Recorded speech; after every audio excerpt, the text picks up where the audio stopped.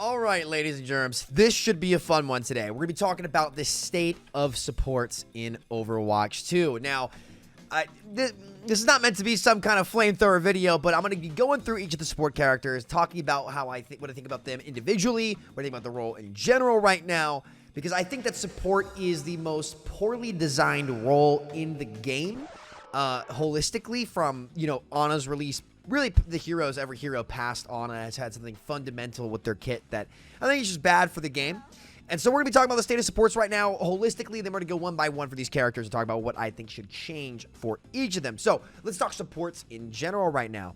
I think ever since the DPS passive got really gigabuffed and changed to the 20% less healing in Season 9, supports have definitely been much more in check than what they were previously. Previously was by far the best role in the game. These heroes could do it all. They were easier to play. They could output a ton of numbers that was really uncontestable by most of the cast, especially making tank in particular very, very miserable. Though nobody really queued DPS in Season 7. That season just absolutely sucked. There are still a lot of support synergies in this game that... Oh, wait, support synergies. I thought only tanks had the crazy synergies. Samito, what are you talking about? But support synergy is very, very real, and for some reason never really gets talked about. So I'm going to talk about some of the more OP support combos when I go through each of these characters, but I think the only miserable support combo to play against is the Giga Sustain, like Bap Ilari, or Bap Weaver, or Bap Brig.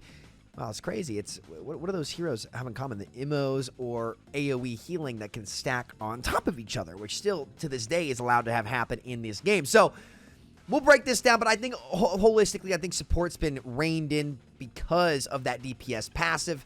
The Immorts are still very, very annoying, and then I guess we'll leave the rest to when we talk about a lot of these characters individually and we talk about how we can address them. But in general, I think support has been reined in because of that DPS passive. Now, let's start to break down these characters. Let's start off with my personal favorite hero in the game, Ana. And before people just say, oh, Samito is just a DPS player who just, he hates supports, all this stuff. I played Brig in Contenders. I played Ana in Contenders, too. I was, back then, the projectile players had to flex between Brig and maybe an Ana pick every once in a while and the actual DPS role. So, I had to learn how to play this role at a very, very high level in order to compete. And it was a very, very stressful time. But Ana, she's my favorite. I think she's the most well-designed character in this game. Super fluid and fun to play.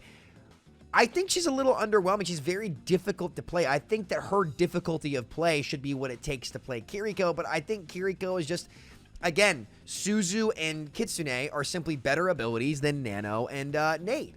They just are, right? I think Ana's get out of jail free card is her sleep, though it's not really a get out of jail free card because you have to hit the sleep, and now on tanks, when you sleep a tank, it's only 3.5 seconds, right? Or only 3 seconds compared to the 5, which means you don't even have time to get away from a raid boss tank, which is almost guaranteed to kill you because you have no chance to win that matchup as Ana versus these tanks anymore. So Ana's kind of become a pick where you pick her either 1, it's a good dive map for Winton, my guy, or 2, they have a Hog or a Malga. But even against Malga, she's not that good. So really, I would say Ana's only good in those situations where there's the dive maps or something that you can nano very, very well. And because she's just outclassed by Kiriko, to be honest, though, she still gets picked a lot more because she's a lot more bare bones than Kiri. Kiri, to her credit, does require map movement. With the new health pool, she's not as good of a duelist. She can't just 2-tap a squishy anymore, which was insanely broken. Oh, it's so weird.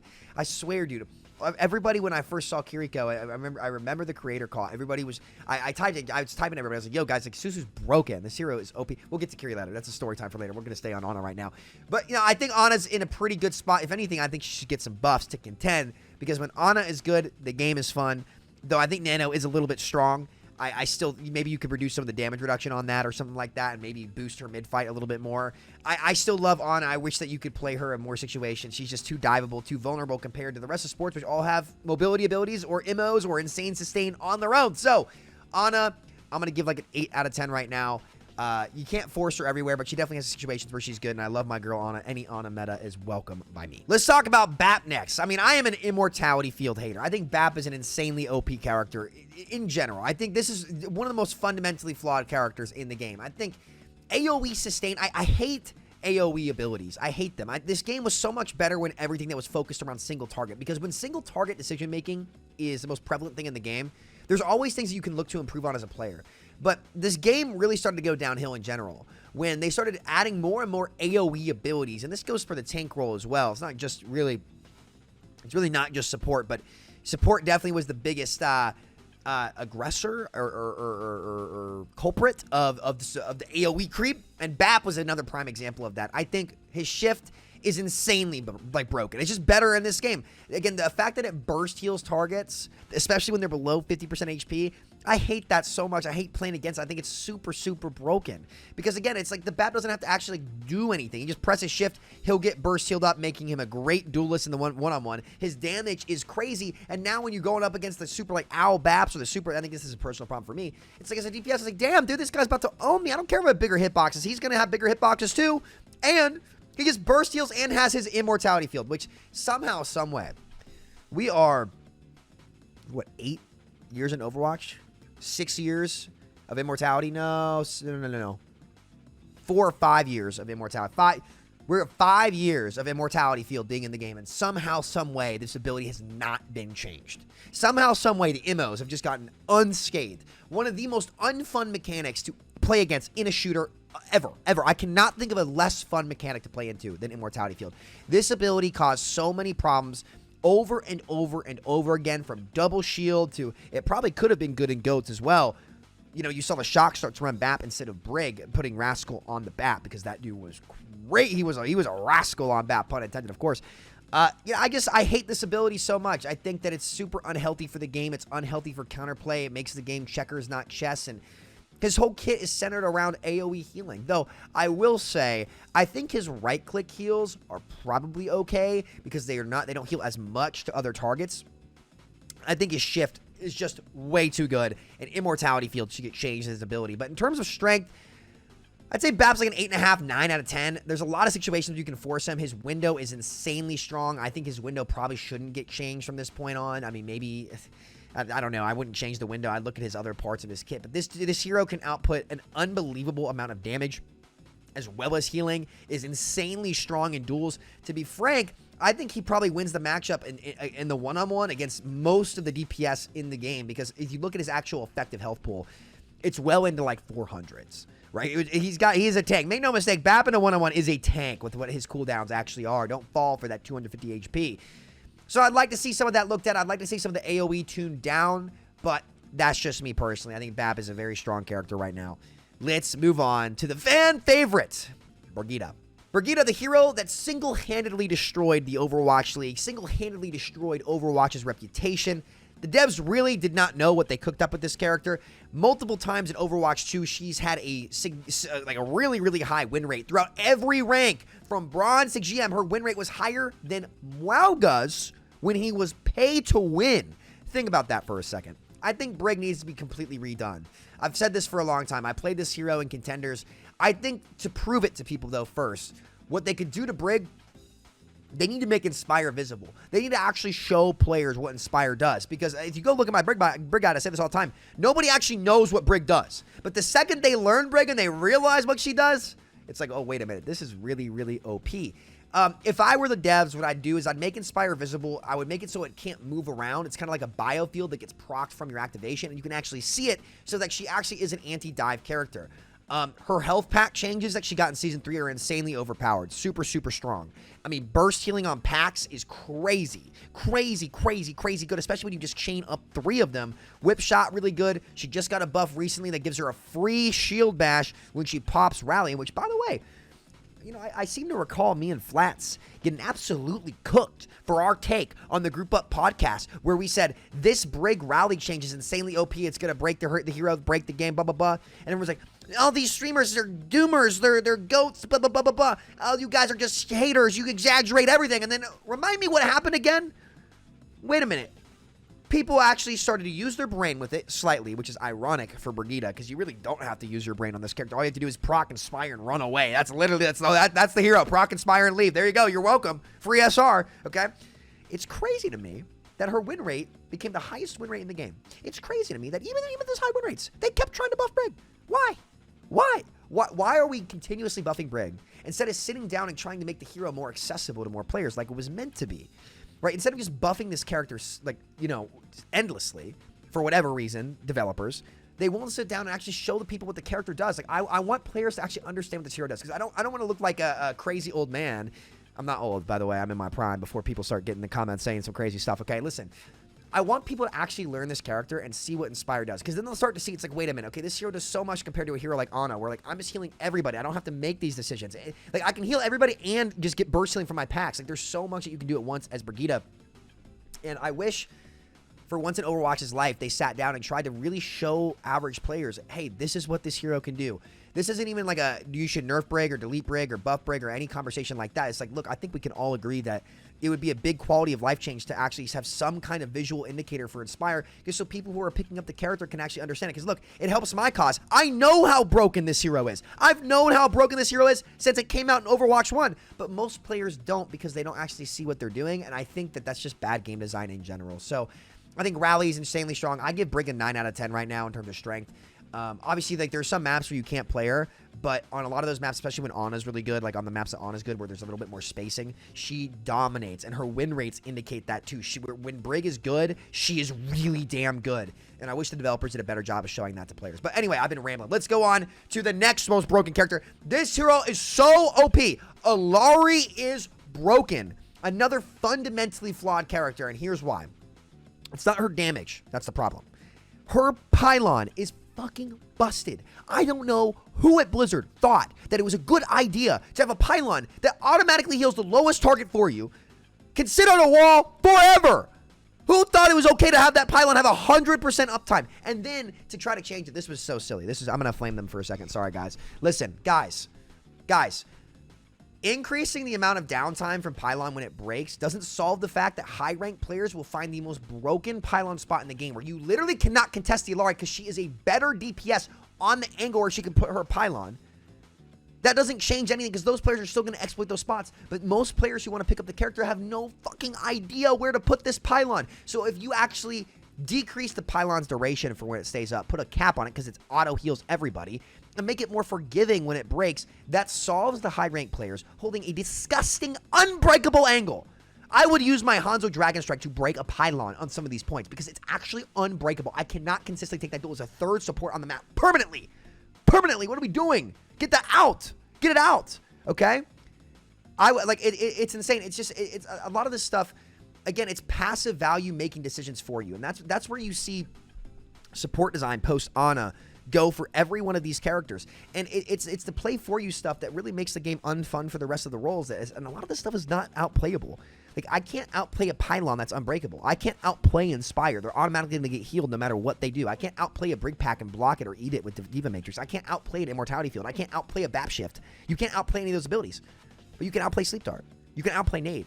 Right? Bringing brainless abilities that do it all for the player is the direction that Overwatch went, and that's why this game has been stagnant for 7 years, and the only big PR it had was them failing the PvE, because they keep doubling down on this crap, and it's not good, and competition's coming, so they have to stop doing this shit. Stop it. Stop it. Get out of here with that, okay? Give me a squirt gun, but it's like the devs sometimes are like a little cat that's misbehaving. Although some cats like getting squirted with water, so you got to be careful with the whatever. Okay, we're not gonna get down this path. But Illari, like, it's the pylon that's the big problem. I think her ult's fine. I think the way she does damage and healing is fine.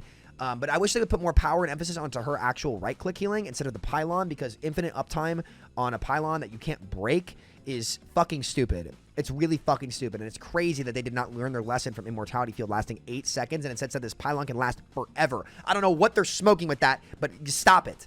Stop it right now. Busted hero, super underrated, the most underrated support in the game.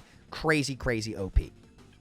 So yeah, change pylon. It's bad. It's bad for new players too, because again, they don't know where to put these pylons in the broken spot, and if it gets broken, it's out for like 15 seconds, 12 to 15 seconds. That's not good. Make it last like 6 seconds, so they have to use it during a dive, and then make the downtime like another 6 to 8 seconds. All right, and that's way more fair. New players will be better with it, because they'll actually be thinking about where they need to put it, and help them learn the character more, and be a little bit more thoughtful. Use your actual brain when you're playing support. But I know Blizzard doesn't want that, because they wouldn't design brain dead characters like this if they wanted people to use their brain playing support. Speaking of not using your brain during support, let's start talking about Kiriko. Okay. This character has been the best character in Overwatch 2 since the section came out. And I don't care that plat players have a 49% win rate with her. If you, like, this character has override abilities, the best ult in the game, the best ability on the game. Like, Now, they did nerf her. I will give them credit. With the new Season 9 health pool, they did change her ability to duel and 2-tap people. Because everybody knows that Kiriko needed to be able to 2-tap people, make people invulnerable on AoE, cleanse everything, make them intangible to unboopable, and then have the best ultimate in the game, too. She definitely needed that. Listen, we needed a hero for the girlies that can pop a K-pop skin so that we can sell these damn skins in this game that has not sold or made money because the poor devs won't get any bonuses because the game is shit and the PR is ruined because freaking Bobby Kotick sucks. Okay? We get it. All right? We get it. But, okay.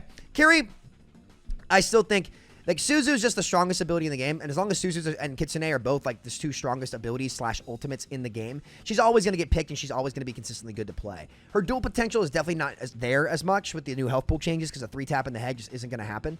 But, you know, the rest of her kit is strong. I actually think she's been reined in pretty well. I do still think she shouldn't be able to TP through walls. I think they should have to make this character think a little bit more. And if she needs some kind of compensation buff somewhere else to not let her TP through walls that actually makes her be active and rewards you only if you are actively making the correct decisions, I think that's fine. But I still think, like, TPing through walls is stupid. That's the main thing that I would change. I'll give Kiri, like, a 9 out of 10 in strength right now. She is a support where if you're learning the support role, you absolutely must learn Kiriko because you can play Kiriko in any situation. You can do anything on the character. You can take duels. You can cleanse people. You can bail people out, and your ultimate is just the best ultimate in the game. So when you have the best ability in the game and the best ultimate in the game on one hero, that hero is always going to be super strong. 9.5, 9 out of 10 for Kiriko. Really, really powerful. Okay, speaking again, you're going to notice a common theme here with DLC supports of not having to use your brain. Well, I guess Life Weaver requires some brain, but this might be one of the most problematic designs I've ever seen. Okay, here's why. Healbot supports should be designed like Mercy. They should. Shout out to all my Mercy mans out there. Trust me, we're going to get to Mercy, and to all my Mercy queens out there, and I guess kings too. I guess, listen, there's no need to beat around the bush here. Mercy is for the girlies and the gays. I got you guys. Don't fucking worry. We're going to spit some fire on this mic for y'all here in a second. Don't you worry, okay? Lifeweaver, lot of potential with the abilities, but the actual execution on the design has just been horrible. I mean, if this character is ever somewhat viable, the game is dog shit immediately. It's just insane, brainless bot. Always needs to be F tier. I think this hero should just get redone. I really do. I think Petal's a very interesting ability. Life Grip is absolutely miserable and brain dead to play against. I don't think people like it on their team. I don't think people like playing against it. Word on the street from Spylo was that maybe it was an inherited hero design from the old dev team, and I believe that 100%, because this is some concoction, some true bullshit that only Team 4 from Overwatch 1 could cook up. I mean, these guys, they were cooking this raw or well done. There was no medium rare steak, and Lifeweaver, trust me, is well done on the steak, which you like your steak well done, you're a freak, dude. You are a FR, actually, you know what, PH capital.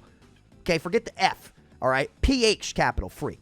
All right, this character should not be in the game. I'm sorry. Listen, I know his design looks cool for all the girls and the gays out there. You know, he's like pansexual or something. I'm sorry. I genuinely don't know this. I'm not even trying to make fun of anybody. I just don't fucking know. He's got like his flowers and stuff, and that's cool. It's just the way this character's in the game. It's just ass. It's just ass. And I liked playing Weaver.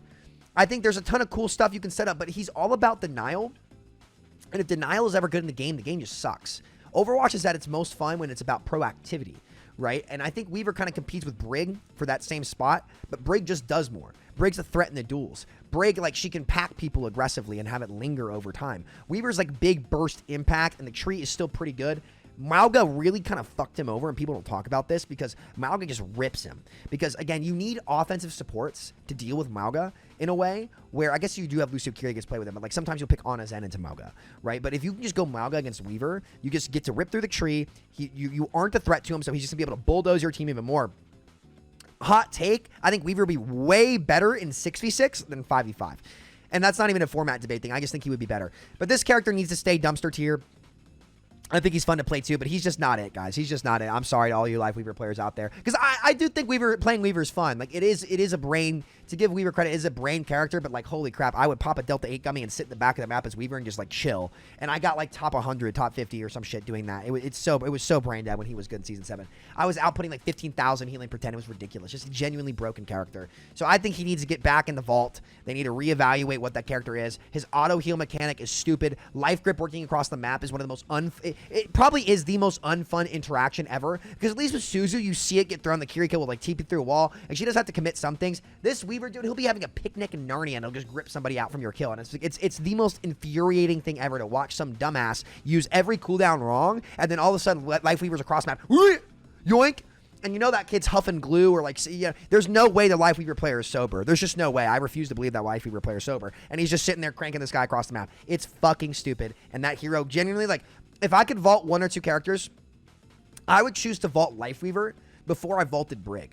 Because I think Brig genuinely is like an ability or 2 away from like change to like to actually being in a healthy spot in the game as an anti-dive character. I think Lifeweaver is just a complete miss from the design level from the ground up. Like, just redo this damn character. And I'm a Brig hater, but I do try to be fair in my point. So get Lifeweaver out of the game. Lucio, it's game time, baby. I love Lucio, dude. I love Lucio players. I love Lucio. He's super fair. All of his value is proactive. You have to have good movement, good mechanics, good decision making. He requires you to play the fucking game, unlike half the support roster, which you just don't. I'm sorry. It's just true.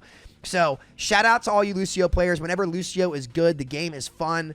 Lucio players are the coolest people ever, but I will say, and this is going to make some people mad, the boot buffs are way too good. I think it's bullshit. I think it was a perfect, like, fine-tuning thing where, like, previously, like, you could kind of, like, it was, like, 50-50 on whether or not you got booped off the map on some of these points. Now it's just way too easy to get boops because tanks have to have knockback reduction because of 5v5. It's fucking stupid, man. I miss it when Lucios could go actually have a chance to boop tanks off the map. I miss it. I miss the big boot plays, but they actually were risk to reward and they were kind of hard to do. Like, if you got booped off the map previously, it was like, okay, I probably should have played that different. Well, there are times where I've gotten booped now where it's like, holy fuck, how the fuck was I supposed to dodge that? Like, there's no way. It's just gotten so much bigger because they have to compensate because, oh, the tanks can't get booped. Yeah, grow passives, great addition to the game. Get them the fuck out of here. Sorry, Lucio players. I think boop's too good. I would revert that, but I'd also give Lucio his damage back from that nerf that he just received. I think Lucio's like a 10 out of 10 right now. I love him. Shout out to the Lucio players. You guys rock. Thank God you guys are not Moira players. Oh, all right. Listen, I know all you Mercy players out there. Listen, I know I'm 50-50 with you guys. I know. Half of you guys hate me and half of you guys love me, okay? I get it. I can be a bit controversial sometimes, but I'm about to spit some fucking flames on this mic that you guys are about to fucking love. You know, I'm razzing up for this shit. Hold on. Code gamer subs code Samito. Wait 1 second.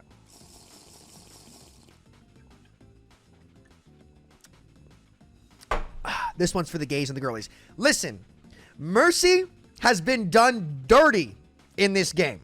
Here's why. What was so good about the Mercy players in Overwatch 1, and this is going to make some people mad, I don't care.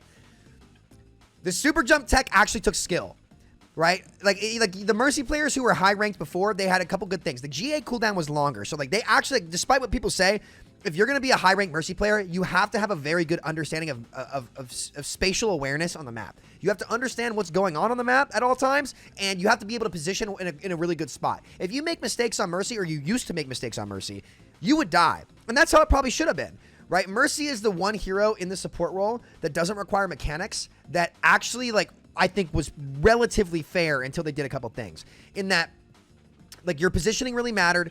You had the support passive previously, so like not taking damage really mattered. And like she was a very thought-provoking character, and like her movement was silky smooth. And the good Mercies were like genuinely like really good players. Like if you were like a good Mercy, like for example, an example I used like from the OG Mercies back in the day was Aspen, right? Where Aspen like used to be like a hard Mercy one trick back in the day, but she had so much spatial awareness and she was like very smart at the game. God, she's gonna make fun of me for saying it. Dude, she used to teabag me in scrims, so we're not even gonna go there. Aspen, I hope you're doing well. And I like your cat that you post on Twitter too. If you see this, your cat is very funny.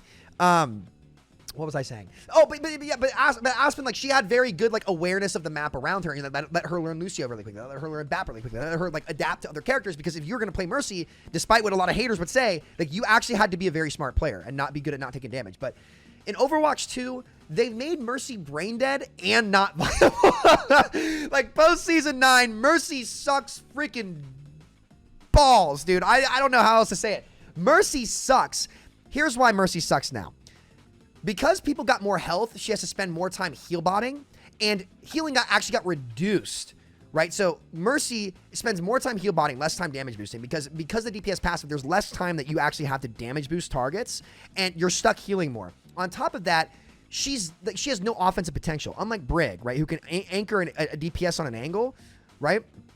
and actually contribute to the fight in the meantime. Mercy, and this is what makes Mercy fair, is like she actually has to make those decisions. Like, she is a single target decision-making hero. She's not AoE like everybody else. Now, I do think the change they made to Mercy was really brain dead, where they changed her passive to like be players she heals from players that she's healing. I think that was really brain dead. I think what made Mercy very special in Overwatch 1 and what separated the good Mercies from the bad ones is the good ones knew how to not take damage.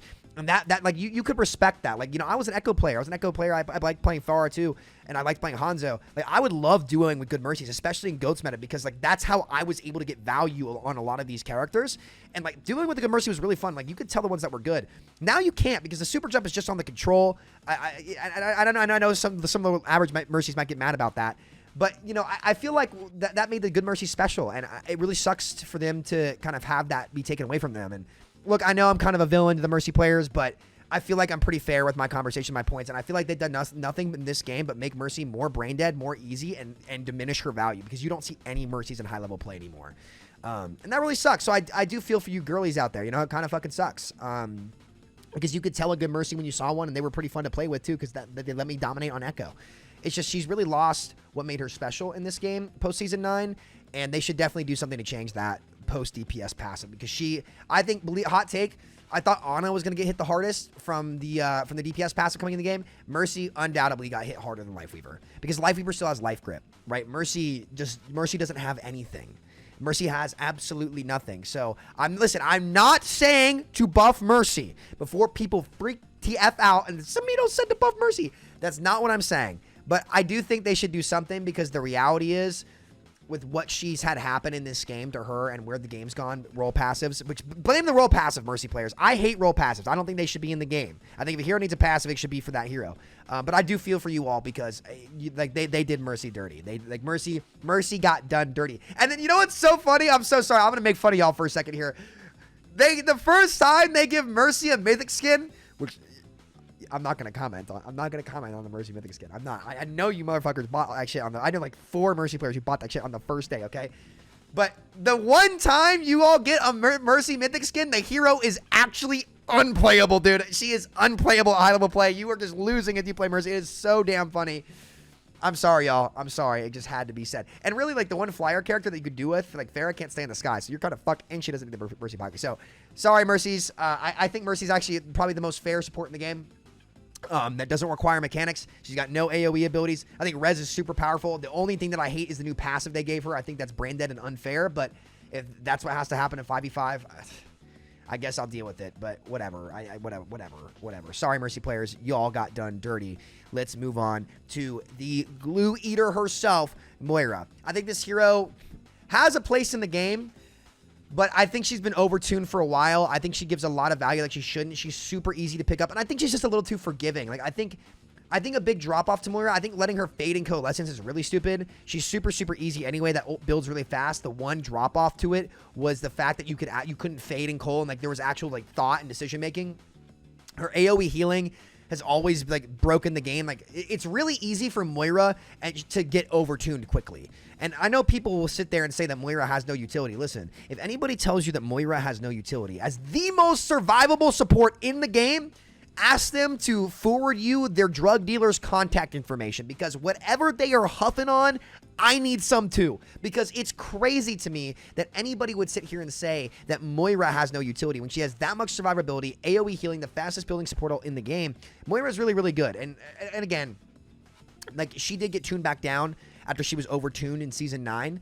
But Fade on a 6-second cooldown with her AoE heal orb is just crazy. Like, it really is insane. And again, like, if you compare Moira to Ana and look at how, like, Moira doesn't have to play by the rules, and people will sit there and claim she doesn't have any utility. She has less offensive potential with her abilities and big cooldowns, but she absolutely has that utility. And, you know, I just wish that heroes weren't designed like that, or if they were, they had significant drop-off. Like, Moira at her floor needs to get looked at, and her ceiling needs to stay low. I think she's been creeping on the too good side of things for a while now. And I guess I would revert the Fade in Cole if I was Blizzard. I don't think she should be able to do that, especially if Fade's on a 6-second cooldown. And then I would probably leave it at that for now. Moira is a very finicky character to deal with, but for all you low-ranked players out there who have to deal with Moira, I feel really bad because at her skill floor, she just rewards so much. I'd also reduce the range on her damage. Like, I'm sorry, guys. If you're going to bypass mechanics in the game altogether and you're going to bypass single-target decision-making, you should not be able to get rewarded that much. You just shouldn't. You just shouldn't. And I'm sorry. I know, well, you want the game to be sweaty. Blah, blah, blah. No, I don't want the game to be sweaty. I want the game to be fun. And there's nothing fun about somebody picking a character that doesn't require any skill whatsoever, especially for low-ranked players who just have no chance of dealing with that and just getting hard counter because these people don't have to put any effort and just beat you. Like, if you want to get value in Overwatch, you should have to be proactive with it, right? You should have to be able to think. You should have to make the right decisions to really get enormous value. And Moira bypasses all of that, and that's not even a sweaty thing. Trust me, that irritates casuals more than anything because they're the ones who can't execute. So when you don't need execution to get value, it hurts casuals more than it hits high-ranked players. So that's not like a high-ranked player sweaty thing. That's more of a thing for casuals. So that's Moira for us. I think she's a little overtuned right now, and I would tune her back. Let's talk about Zen. Zen and Illari are kind of competing for the same spot. I think Illari actually is a little bit better right now than Zen, but Zen is, like, again, a kind of a sleeper pick in the support role. I mean, he does insane damage. He was really, really good in Season 9 at the start, where you kind of saw Lucio Zen comps. Don't sleep on this character, but I think he's kind of middle of the pack, but he can easily be insane. There's just not too many maps where you can just hard force Zenyatta. And I think Illari's pylon is just so fucking good. Like, Illari's just kind of a better duelist from range right now. I think Illari just kind of has replaced him a little bit because she can heal way more than him, and she has the same, if not better, duel potential as Hitscan. She's almost inverse Zen. She's all offense. Like, Trank is a defensive ult. Like, Illari ult can be insane, especially when Kiri's not getting played. She can really pop off. So, I think Zen's middle of the pack. And I think that's it for my state of supports. You'll notice the ones that I hated on the most are the ones that kind of had auto AoE value that deny decision making. But a lot of the original casts that were single target, like, I really do feel for you Mercy players out there. Like, Mercy got done so dirty. They gave y'all a mythic skin just to rip away your hero's viability. I'm sorry, y'all. I'm sorry, but look, listen, it could be worse. You could be the Genji players. So, shout out to all my Mercy galleys out there. Y'all are doing the best you can. But yeah, that's my state of support video. I hope you guys, learned something from it. I hope you guys give some feedback down below. That's kind of what I think about the support role right now. I still think it's the worst design role in the game. I think that the game would benefit a lot, like Spylo said, from them really taking a hard look at AoE abilities. And like tanks, what really sucks is that now most of the new tanks all have AoE abilities. Look at Junker Queen Shout, which was super OP when she came out. Mauga Cardiac Overdrive, which gives your teammates damage resistance and lifesteal when they're in it. Stuff like that is just not fun for the game. And it started with the support role, now it's being crept into the tank role. I'm afraid it's really going to hurt this game with real competition coming out in the long term. But hey, man, I'm just a doomer. I'm just a hater. There couldn't be any valid criticism in what he says, right? He's just doing it for content. So, yeah, man, I really hope to see a lot of those abilities get changed. I hope you guys enjoyed this video. And you guys have any insight below, like, be sure to let me know. And by the way, if you make a lot of these supports have, like, more single target, like, proactive decision-making abilities, you can make a lot of them stronger when you actually hit the shots and do the right things and you execute. You can make support better. It's not about whether or not support is OP or underpowered. It's about, are they doing the right things to get the value that they're getting? And if you make people have to do the right things to get value, you can make those abilities better, which in turn can make support better and more powerful for those of you who want to get value on support and make things have the right decision. So I really hope people understand that and don't take this video as Samito just wants supports to be bad, because a lot of people who, frankly, it's a lot of the support players who want the free value because they can't accept the fact that they're bad that argue stuff like that. Like, no, I want these heroes to be fair, and if they are fair, they can be more rewarding if they require more out of you. But a lot of people want to skip the skill curve and not sit there and do the work to get value, and that's the world that we live in. But either way, much love to everybody at home. I hope you guys enjoyed this video. Take care of yourselves, and I'll see y'all next time. Peace out.